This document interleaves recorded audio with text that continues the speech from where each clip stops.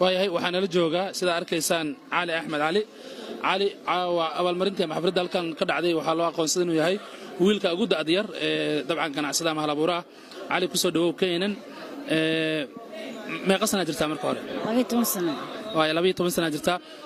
cali waxaa tahay nin ganacsada oo yar xeebta liida dad badan laga yaabaa inay kugu arkaan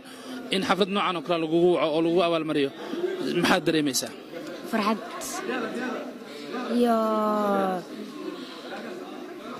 maxaa qabataa oo xeebta liida ka qabataa oo ku qanacsadaa ganacsi nooc qabataa miisaan aad leedahay ka waran in meel sidaan oo kale inta lagu waco lagu dhiirigeliyo maxay kula tahay maxaa dareemaysaa waxaa dareemaa dhiirigelin waaya adoo codkoogana kor u qaaday caliyo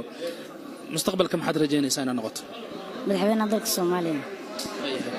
ka waran ganacsigaaga caadiga ah ani dhowr mar aan liida imaaday ama dad badan yimaadeen waxa laga yaabaa inay ku arkaado xilli habeenay shaqeynaya shaqada meeqa saac soo gashaa meeqa saac iska baxdaa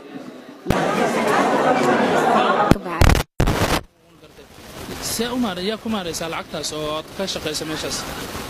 waalkii iyo walaalaasheen waalidka ma joogaan hooyada iyo aabaha marka cidda nolosheeda dhan adiga kugu tiirsan tahay meel kalena ku tiirsan tahay waan gartay yaa kugu caawiya shaqadaas oo iyada oo kale hooyadii aabay waayahay ugu dambeynta marka dadka Soomaalida ama dhalinyarada adigoo kala ah carruurta yarada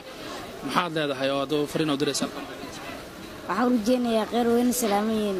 lama inta xafladda ka soo qayb gashay inta ka soo qayb garaan inta xafladda ka soo qayb gasho waa salaam awra waxbarashadaada wax ma barataa